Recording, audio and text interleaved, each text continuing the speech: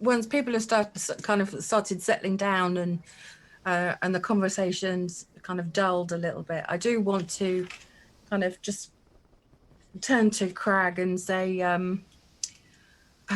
completely irrelevant to our current situation, but I'm also looking for a little bit of history about Saltmarsh from a personal point of view. About 30 years ago, there was a water genasi similar to me that frequented these parts. Did you happen to know him at all? And he nods and he says, well, what did you say his name was? I don't know his name. And I've known a few genasi in my time, and a few people that have come through here. I don't know whether I know that one specifically, but I've been in this town now for 4 decades, and I ought to have seen everything coming and going that mattered in Saltmarsh during that time.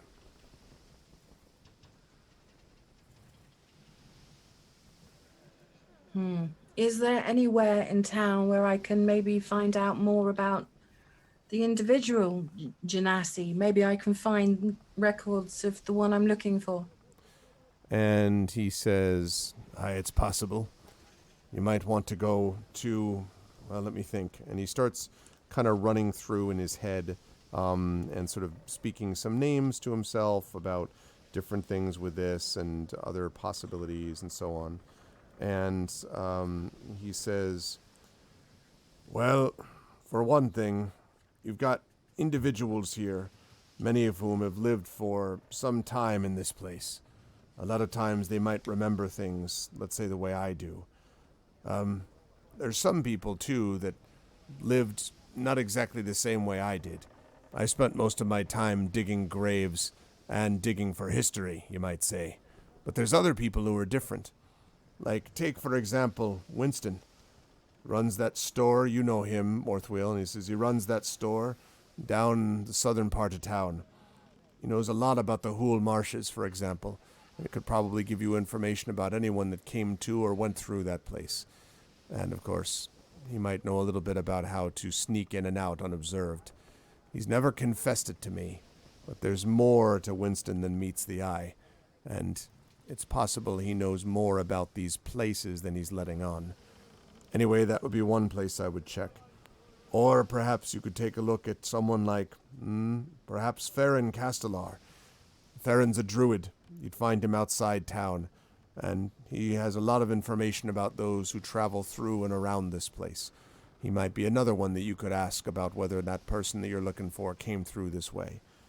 Both of them. Silvo just kind of sits up at this point. He's like, Brian, are you looking for information on people who may have come through Saltmarsh? I am, yeah. About 30 years ago. Well, you can always ask Rig.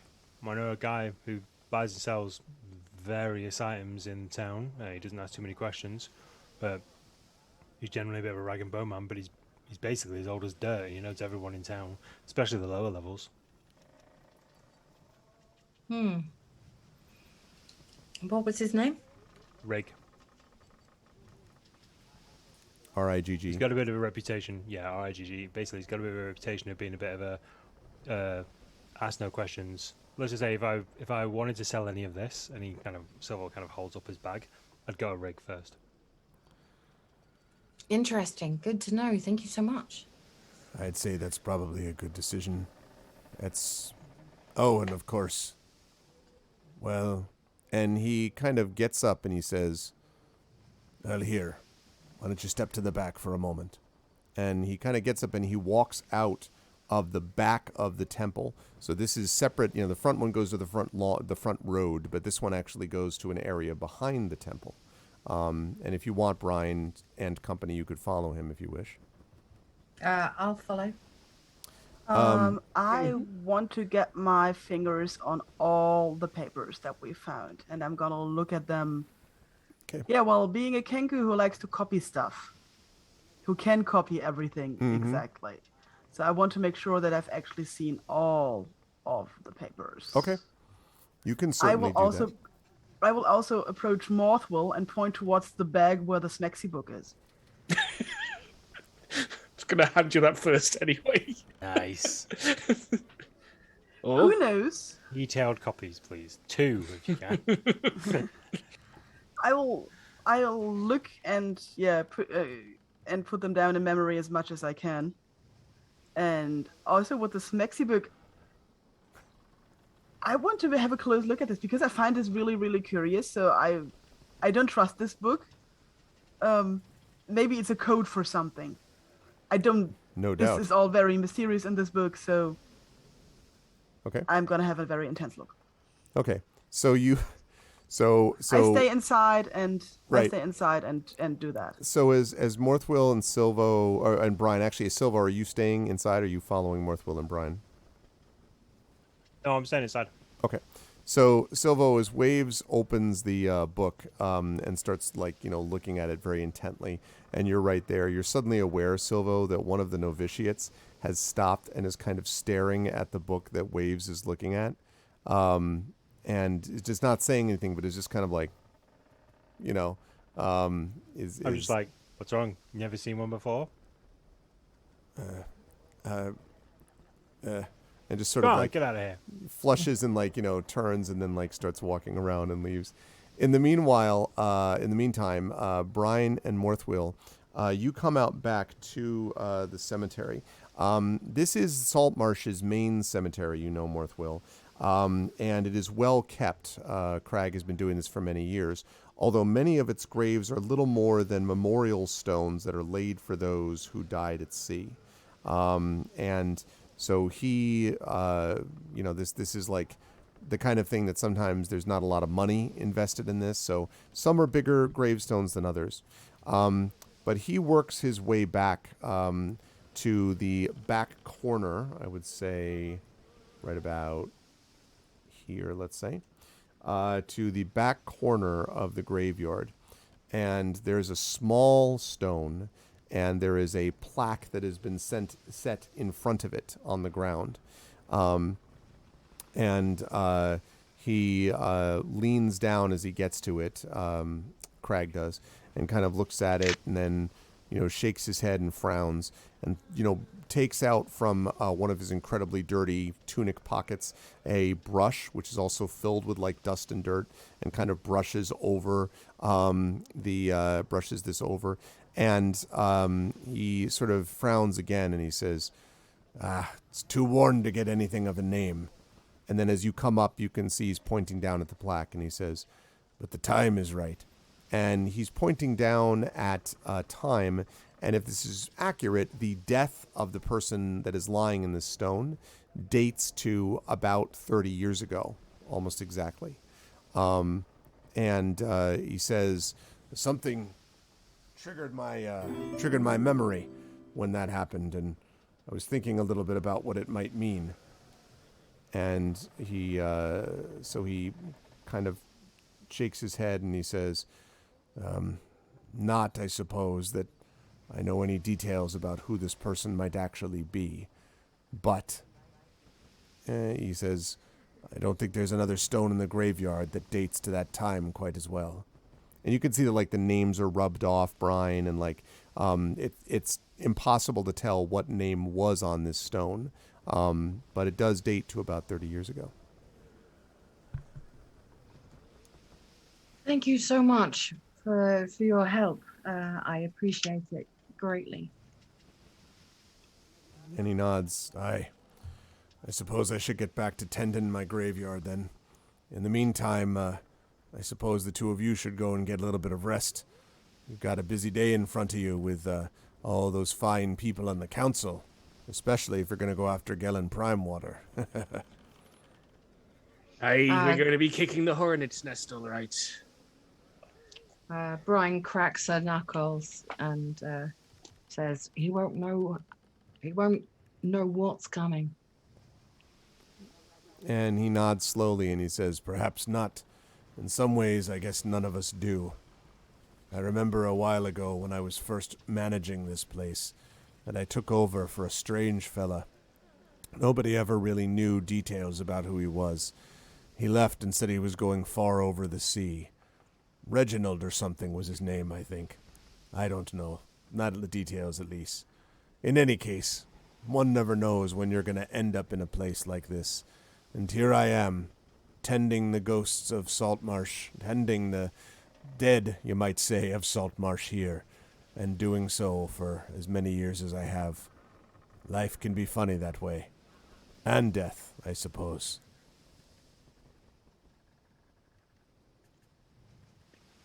And so he nods to all of you, nods to the two of you, and then turns and sets off whistling. And Morthwyl nods back. He says, "It's a pleasure as always, Mr. Craig." Don't be a Brine stranger, tips a Morthwyl. hat. Don't be a stranger, Morthwyl. Make sure you come back. You still got to give me some of that information about your guild, you know. You're supposed to get me that knowledge from 75 years ago. I've been waiting for it for half that long. Well, the only thing more patient than a dwarf is an elf.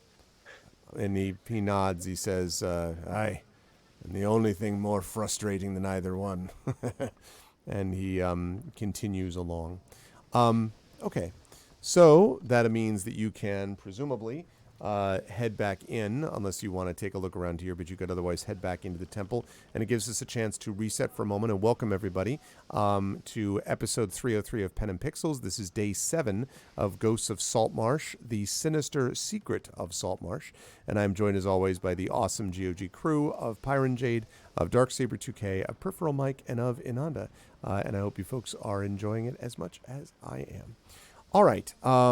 Meanwhile, the novitiates and those inside the temple, having been sufficiently scandalized by the sexy book that you're all looking at, when you come back in, Morthwyl and Brine, you can see that Waves has her beak about as close as you can possibly get to the book, and is kind of scanning, left, right, and every so often Silvo kind of is like casually leaning over, like, just sort of looking over the shoulder type of thing. And you also see one novitiate in particular is sort of over and is in a loud whisper with many looks in the direction of Silvo and of Waves, is constantly commenting about those two as she speaks to another novitiate. Oh. Is the book really thick? So do I have a chance of finishing this? I mean, if you're just reading the articles, if you're gonna, depending on what part of it you're really gonna be looking at, you could get through it fairly quickly. It's a fairly thick book, but there's not, the text is relatively limited. It's all large print font, Yeah. Okay. Wait. I need to be careful with the cat. Cat is trying to unplug the microphone. Don't do it again, Cat. Don't do it again, Cat, please. So if I'm sufficiently satisfied that there's this is not like a code book where people look up the letters or something, I hand it back to Morthwyl when he enters and very slowly say, "Woohoo!"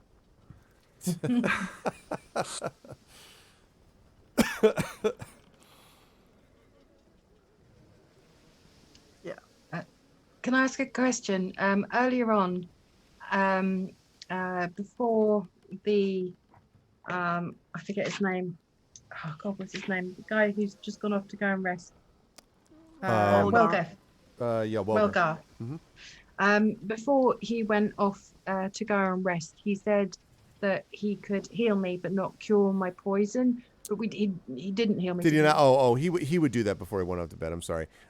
So let's see. Yeah, he would have healed you then for 6 points. Those rolls are not great. Awesome. Thank you so much. Yep. Yeah. Okay. All right. So other than that, there's not much to do except to talk amongst yourselves / rest and wait. There are plenty. The church is essentially deserted, so there are plenty of places where you could sit, kick back, as Silvo was already doing, and all that kind of thing. You could do any of that if you wish. Speaking of which, Silvo is going to take out the strange arcane book he got in the house and start flicking through it. Okay. Yes, I remember that.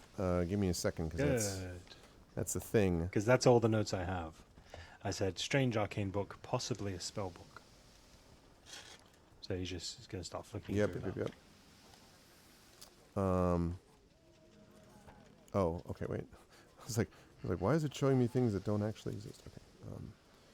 Now I understand. This is the spell book of power word kill. Yes. Spellbook of Wish. Spellbook of Understand Everything. Okay, that's what I was looking for. I mean, that'd be nice. That key.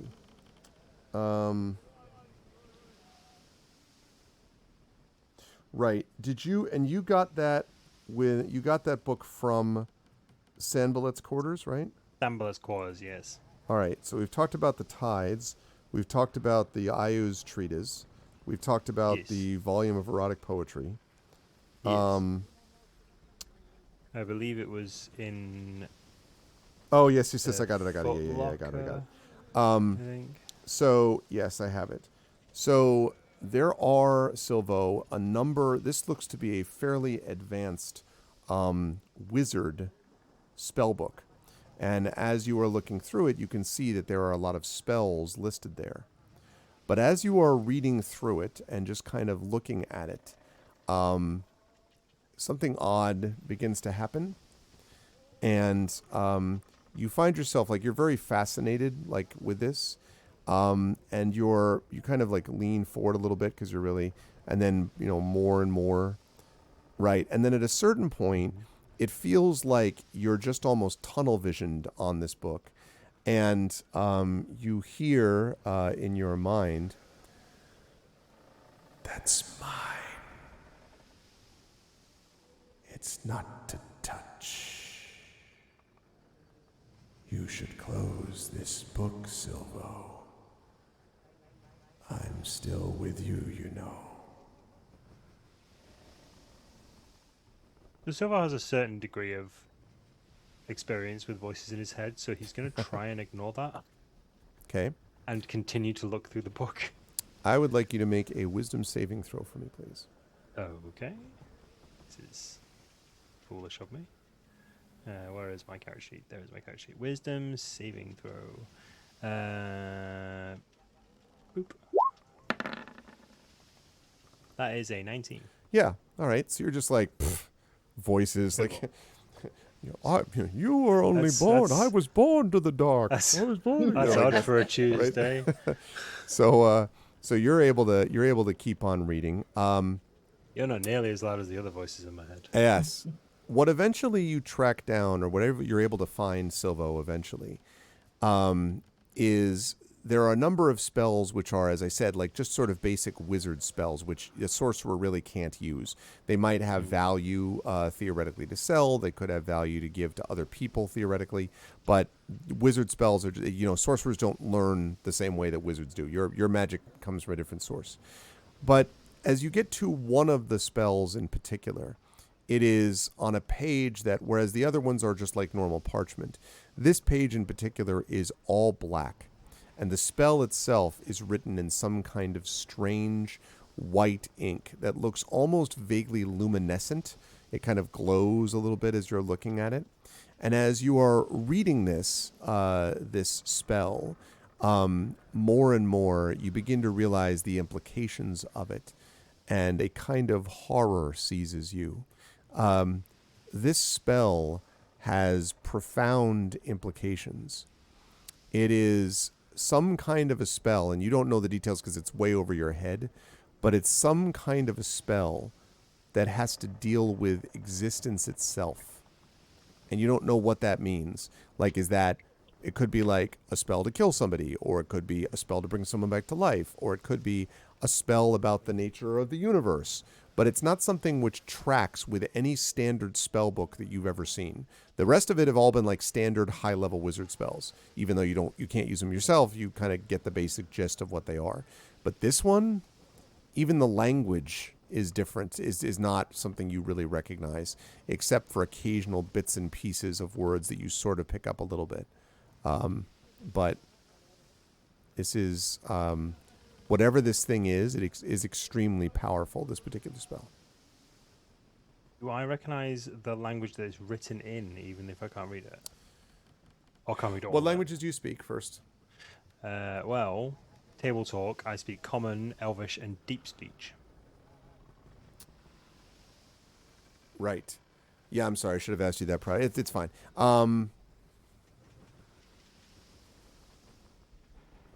Yeah, it's in deep speech.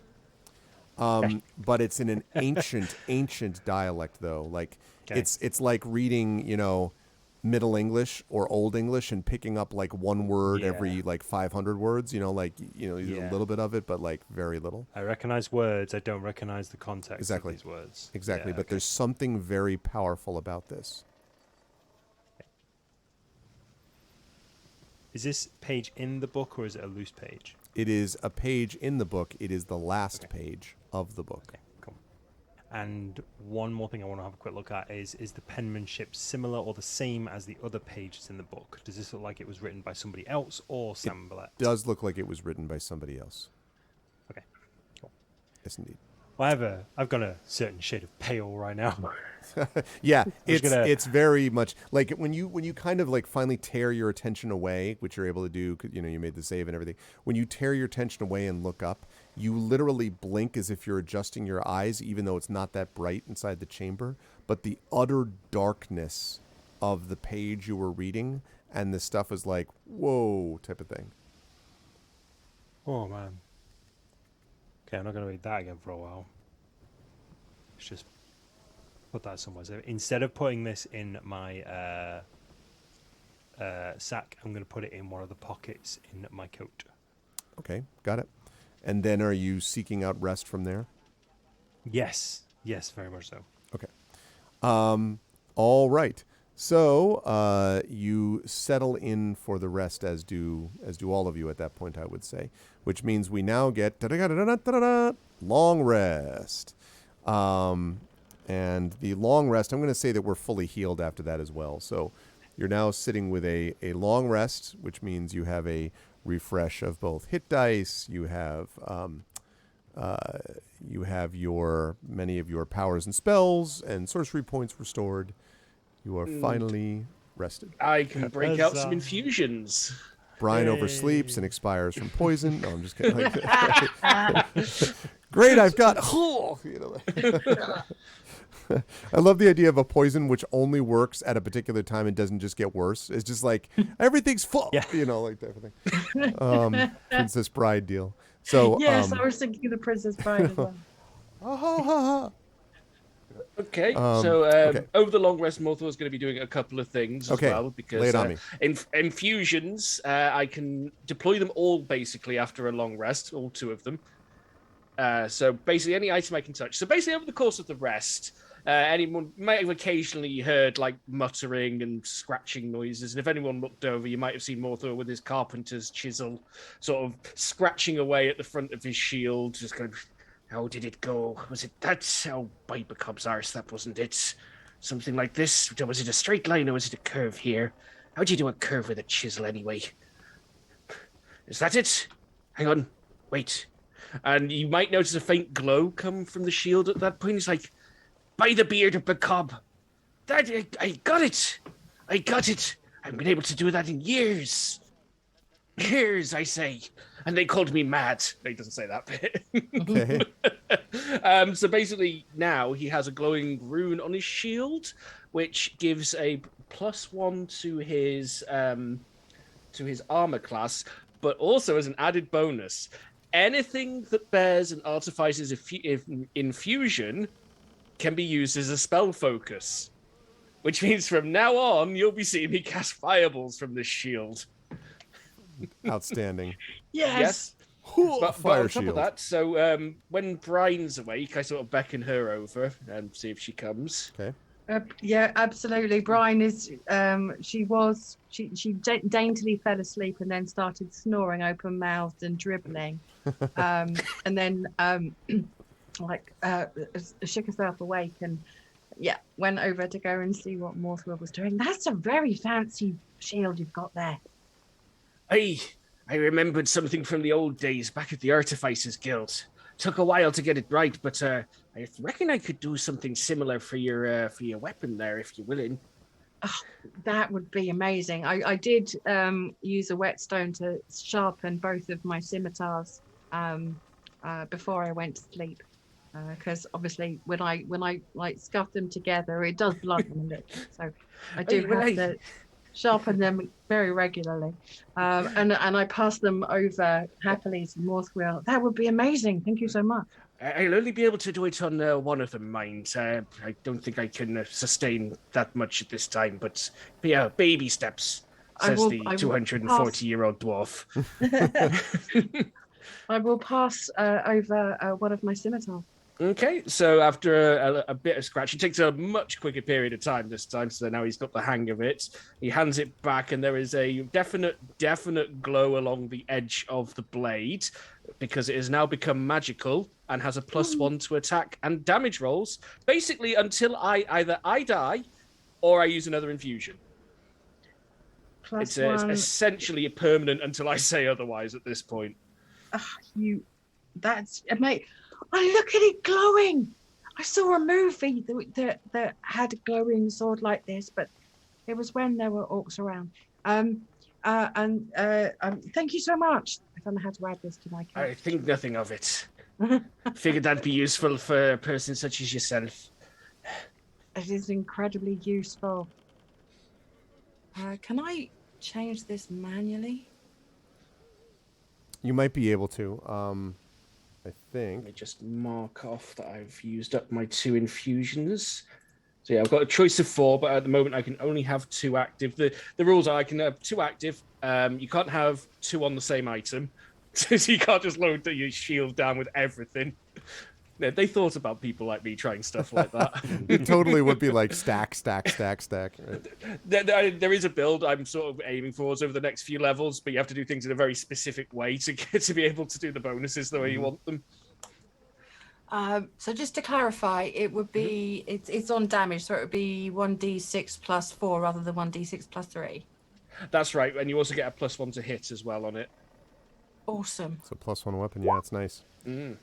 Especially at level 2. And again, also counts as magical if enemies are susceptible to it.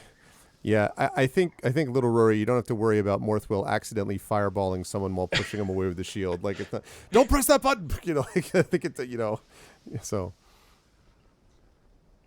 Okay, I'm gonna have to re-add a second one into so I can change this one. It's all right. You carry on. That's fine.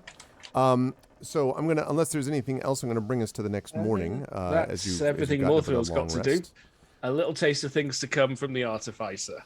And this is just the beginning of my power. I haven't even got to the explosive bits yet. Yeah, no, I mean that's the best part. Okay, so Welgar, in the morning, comes out and comes over to you, Brine. And just a few seconds before your death, is able to heal the poison from you as well. And before you all set off, and of course in the meantime, I assume that Ned has been, at least fed and given some water, and not just left in a broom closet for 10 hours. But that's up to you. If you want to leave him in there, that's fine, and like bring him back alive or dead. But before you go back to report to the council. The Welgar sort of pulls you aside. I would say pulls probably Morthwyl aside, and says, just from slightly apart from the others, and says, "Morthwyl, I've had a chance to speak a little bit to Crag this morning about some of what you told him, and look, I understand that you've all got some strength. And you're a tough old sod, as we know. But this poison that I took from you, this isn't your standard thieving stuff. It's not something you'd find in a cutthroat in an alley. It's something which has got more to it. I was able to deal with it, but it took something out of me. And whoever gave this to you is able to connect to forces against which many of us have been allied for some time. What I'm asking you to do is to be careful. and to keep alive and keep focused on what's going on around you. Because whatever this is, it's not something I've seen in Saltmarsh before. You think the poison was magical in nature? I think it's almost certain to have been. And I think it means if it was magically made, that either the one you were telling him about, this Sanballat, did it, or he's working with someone else. And, well, there's different organizations that can put together poison like this, but it's expensive and doesn't always have an antidote. This one still was common enough that I recognized it, but without divine influence and divine intervention, you wouldn't have been able to get clear of it. And I don't understand how anyone should have access to it around here. It's pretty strong stuff. He wanted to use it to control us for his own benefit, but I had doubts as to whether he would have actually cured it when our time was up. Could be. But if he's strong enough to have put it in you in the first place, he'd be strong enough to be able to trigger it in you early. Why'd he even let you get back to the temple? Why'd he let you get healed? Oh, I wish you hadn't brought that up. That is a concern. He nods and he says, "The storm's always on the edge of the shore. You need to make sure it doesn't come into the houses and the rooms of the people trying to stay safe. That's what we're doing here. Keeping the storm offshore where it belongs." Aye, I'll have to pass this along to me friends. They need to know that we could have potentially not made it here despite what we were told. One in particular may have been a bit more trusting of Sanballat than perhaps he should have been. And he says, "That's the other thing I wanted to ask you. Silvo, is that the one who was more trusting?" It was indeed, and that's not the only concerns I've had with him. When I was trying to detect magic back in the old alchemist's house, me detector lit up like a holiday festival. All the colors, so many different types of magic it detected in him. I didn't even know what to think of it. I noticed the same thing. I didn't say any more about it. Silvo's always struck me as a good enough lad. But there may be stuff going on with him. And you'll need to take it easy. Right now you're traveling with two people not from town, and one person who's got something else inside him that I can't even explain. That means you might be the only sane and Saltmarsh one of the bunch, you realize, Morthwyl. Aye, but I chose to steer this course, and I'll steer this course through the shoals. And he nods and he steps back and he says, "Then may Procan give you clear sailing, and clear sailing to all of you. If you get sick again, you can return back here. But do me a favor, don't get sick again. Stay healthy, keep yourself dry, and watch your pet on that leash there." And Ned, who is like very no, he's clearly looking at Ned when he says that, and so he's looking at Ned, and Ned just is, if possible, is even like more grumpy this morning than he was yesterday, conceivably because he probably got to sleep mostly by leaning against the edge of the door, which is not the most comfortable thing ever. So but otherwise, you folks are, if you wish, able to, unless you have other things to say to him, you can depart the temple and head south. Crag is not here this morning, by the way. Yeah, I'm just going to say my farewells. It's just like fair winds and following seas to your father until our ships cross again. And he nods and he says, "The same to you." I'm going to tip my hat and bow very respectfully, and thank you so much for all of your care and assistance. I assume there's a donation box here at the temple as well. Mm-hmm. Yeah. I'm going to drop a couple of gold in as I walk past. Okay. We thieved loads. I'm gonna do the same. Okay. Those ones that hit do the classic like clink clank, meaning that there's like nothing inside. It just rattles inside the box. Like so, these coins are pretty lonely in there, from what you can tell. Okay. So Yeah, I'm going to drop 2 in there as well. Okay. As I'm walking past the priest, I will kind of pat him on the back in a slightly playful style, and say, as always and forever, I'm in your debt, and I appreciate your help. But try to make sure Crag doesn't bury anyone else alive this time, eh? And Welgar sort of looks at you seriously and then opens his mouth as if he's going to say something and then just closes it and nods. I just give him like a bit of a playful wink, head towards the door, and I'll drop a couple of gold in the donation box. Clink, clink. Okay. So now the box has a few coins in it. They go ahead, Waves. So Waves gives the other like emotion like yeah I'm coming. But she feels a bit changed after this night, so she takes a moment and walks up to the altar and like runs her fingered her fingers around the edges of the wave that is there and ponders all of this for a moment before she heads out after the others, also dropping a coin into the coin box. Okay.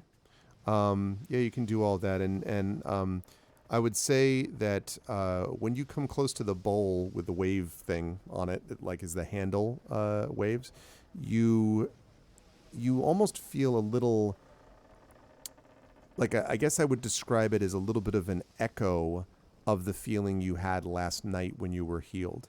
Just a slight memory of what it felt like to have the energy kind of flow over you and heal you as you were near that bowl where he took the water from in the first place. So, for what that's worth. All right. All of you then depart and head back into the town, which leads to the obvious question. Where are you going to go? You have the council to report to. What are your plans for that? It's an excellent question. We need a quick discussion, I think, about the poison. Oh, yeah, whatever. Yeah, of course. Yeah. Yeah. Yeah, so I've relayed that to them and said, like, basically, by the father's reckoning, he could have killed us any time earlier than the time he gave us. So why he let us go is he threatened us with death if we left the house, and then he just watched us leave and left us to our devices. I don't like it. I don't like it either. There is so much we don't know, and I don't want to walk into another trap. We don't know who from the council is involved. If someone as influential as Gellin is involved, we don't know how many other people on the council are. And Ned implied that there were other council members who were ingrained in this conspiracy. If they're as powerful as I'm being led to believe, we can't really go charging in there like a bull at a festival. I don't go to many festivals just that happen. Do you know a secret route? And I'm flicking back through my pages as I'm speaking very slowly. Do you know a secret route back to...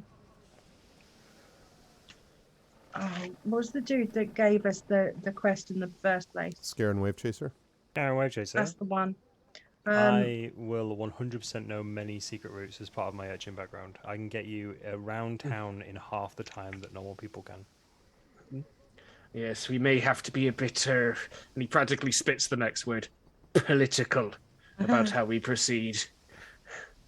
I believe so as well. I'm turning to Waves as I talk as well to try and involve her in the conversation as we're talking. How do you, and I'm talking to Silvo, Morthwyl, and Waves, how do you feel about us? We were given this quest by Scarin. Surely he wouldn't have hired us in the first place if he was on Gellin's payroll? Or... I don't think he would have hired us to fail. He was definitely after something. I don't know. I mean, Ned here was left for us to find, and he already admitted that he was going to wait until our guard was down and then try and kill us. So maybe this whole thing was a giant ambush. I mean, who does Scarron work for? Maybe that's the person we need to be speaking to. Why would anybody want Maybe to they don't. ambush me? I was minding my own business down the docks before all this started. I mean, I know I'm a dwarf, but I don't think the traditionalists would go that out of their way. It's fairly elaborate when they could just bash me on the head on the way home. I don't know. We've all got history in this place in one form or another, or histories outside of this place. I mean, the only one I don't really know anything about is you, and I kind of motion over to Waves. I mean, I've heard of Brine the Bloodthirsty. I mean, you have a bit of a history about trying to do something like assassinate a council member at some point in your old guild, Morthwyl, and I didn't know such the thing. Yeah, well, rumours are rumours, you know what I mean? But It was just your regular old-fashioned cock-up. well, It's not a day don't go by in the guild without something exploding. It's just you don't usually do it in front of the guild masters. Man, I'm with you. I'm telling you what I've heard at the Empty Net. So there was a dwarf, an old artificer who's lived here for about 100 years or so, who's potentially an assassin who tried to kill his guild members or guild council members. Hey, I'm not saying you are. Okay, you saved my life a couple of times already. I don't think you are who they say you are, but there are definitely rumors of someone meeting your description floating around saying that you may be a dangerous individual to be around. So I guess we've all kind of got history here. We all stand out in a crowd, you know? So maybe, I don't know, maybe we're difficult. Wouldn't be the first time someone tried to get me out of the way. Waves is unlimitedly amused by How much have you annoyed the Viper sisters? Oh, let's not get into that one. I think we might need to. Well, I'm still paying that debt off, so, which, in fact, that's probably where I'm going to go soon. Not to mention, I think we might need a discussion about your other talents. Yeah, I completely agree with that, but maybe not. Silvo just looks around in the broad daylight. It's like, maybe not here, maybe not in such an open place as well. I know, but someplace private and soon, I maybe, think. Maybe with a drink as well. That'd be quite nice. What were you saying, Waves? So Waves is unlimitedly amused by Silvo saying like, I don't know nothing about you, but you stand out in a crowd. And if she could like grin, she would, but instead she does like this bird thing of like, you know, like slightly opening the beak and lifting the head, laughing a bit. And then she bows in front of Silvo and says, wait, do that again? What? This didn't go through. This is such a good one. It go plays, through. but then it dropped out. I couldn't. I think It's because I think it must Oh, be the Zoom thing because it's too loud. It says I am the one and only. Oh, I am the one and only. All right, okay. Yeah. That's funny. I I'll did try to lower the volume next time. Yeah, no, that's cool. Now I get it. I did forget to mention, by the way, that just before you had left, not before he had left to go attend to the graveyard, that Craig also offered any of you, and he brought it up to you first, Brine, because you had been talking to him about like history and stuff like that, the opportunity to help do two things. One is to take care of things in the graveyard, because it would be nice if he had some other help that they could do something with. And the second one is to help organize the library of a man named Eleander. And Eleander is a man who has the largest library in town, who collects a lot of like rare books and stuff like that.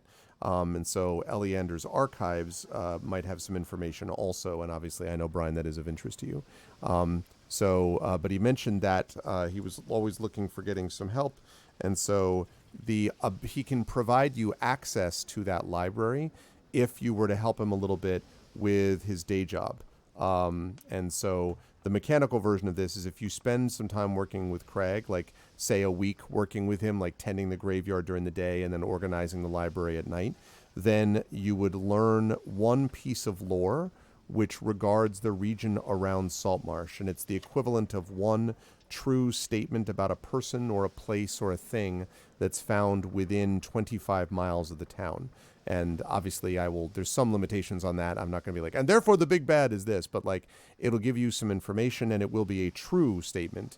So you guys were joking about side quests before. This is another example of something where you could gather some more information because you ran into Craig. So that's how this is available to you. The idea that we have to work for him for like a week in order to do that, like doing the Alongside doing the him, graveyard in the day. Yeah, that would be fantastic. So, all right. Other than that, I did want to mention that before you, but you can either keep talking or you can move on to the council hall. And incidentally, or wherever you're going, I should say the council hall, by the way, if you're going there, is here, right there, this rather impressive Saltmarsh looking structure. Well, I know we should bring this to the attention of the council. However, I think we need a little bit more tangible evidence before we do, and also to find out what other conspirators are involved. Personally, I would like to find a very sneaky, stealthy way of speaking to Scarin, preferably without any of his lackeys nearby as well. I'm thinking we should take our catch of the day over to see him as well. Yeah, I think that Ned's got some talking to do, and Scarin's reaction will tell us if he's involved.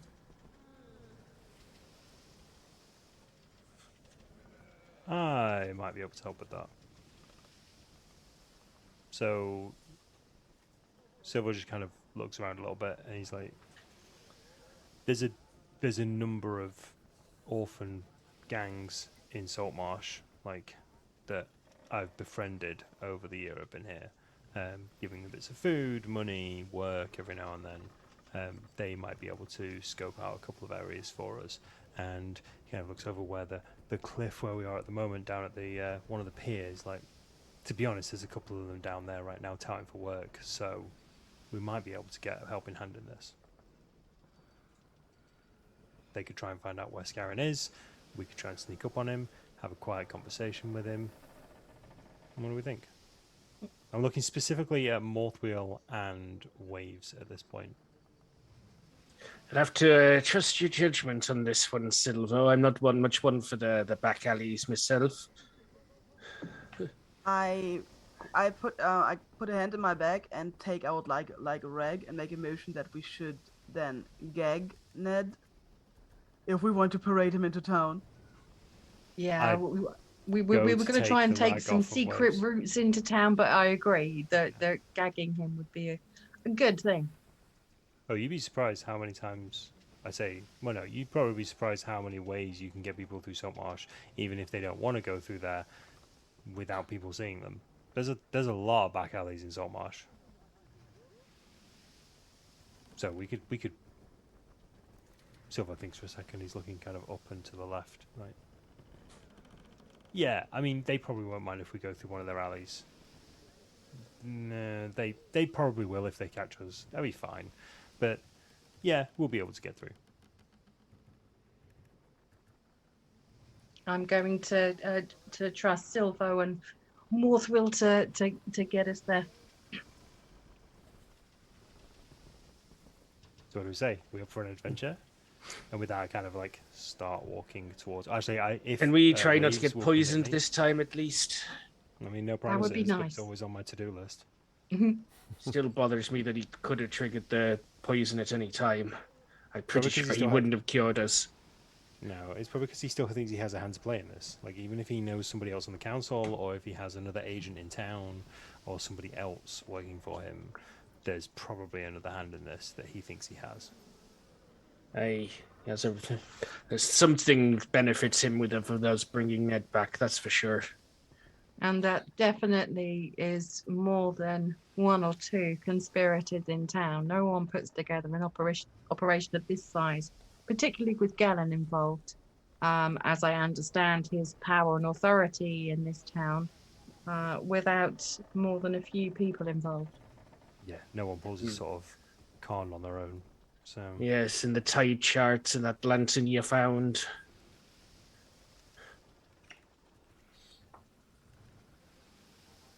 So we game? Let's do this. All right, I'll take the rag off of Waves if Waves allows me. Yeah. Yeah, excellent stuff. I don't want to like snatch the rag off you, considering Give it to we me. had like a bit of a Didn't work very well last time. slap fight last That's time. right. Kind of gag Ned.